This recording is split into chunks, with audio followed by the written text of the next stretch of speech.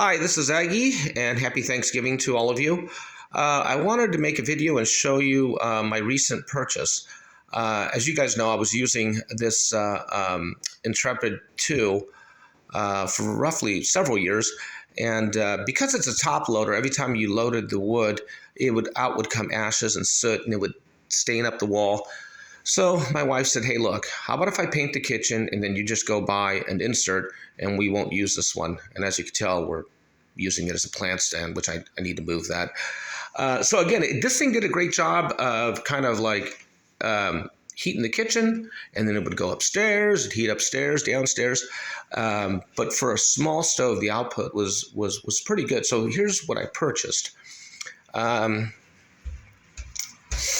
This is in we call the fireplace room, and this is a Napoleon. I think it's an i3IP or something like that. So there was two models. There was one that was larger, and then this was considered the medium size.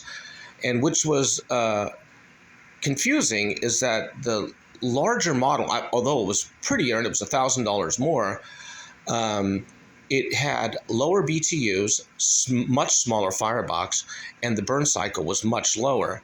And however, when I purchased this one, because it's sticking out, I had to build a hearth, because this was pretty much of a flat face. So I did it out of, metal studs and Hardybecker, and then I put in some thin bricks and grouted it up and put a slab of Pennsylvania bluestone on top. And so I'm still have to finish it up. I got two more slabs coming in on the bottom, so that'll kind of dress it up and make it look nice. So I'm very happy with it. It does a really nice job. If it is 30 degrees in the 30s outside, I can get it to 70 degrees downstairs. The one thing it won't do is that it won't go through the hallway and make a U-turn and go upstairs, with the exception of maybe 1 or 2 degrees upstairs difference. That's all it's given me, but that's okay. I didn't buy it for that reason. So if you're if you're looking to buy an insert, I would exhaust every effort to look for a stove first. The problem with my setup, I didn't have the ability to do it. In some of the homes here, these homes were built in like the mid-60s. They had a fireplace in the front. Mine didn't, so that wouldn't really look good aesthetically. Big old pipe coming up outside, as in the front of the house. So and I don't like how sometimes what they'll do is they'll put a stove on the front here, and then they got a pipe going inside the fireplace, and you have to kind of do a lot of brickwork. I just don't like the way that looks. So there really wasn't a whole lot of room here, so this is what we opted for. And like I said, it does a great job. And I had to split about like 4 cords for the season. And so the wood was extremely well seasoned. And that's, you've heard me say this over and over, it's really all about the wood.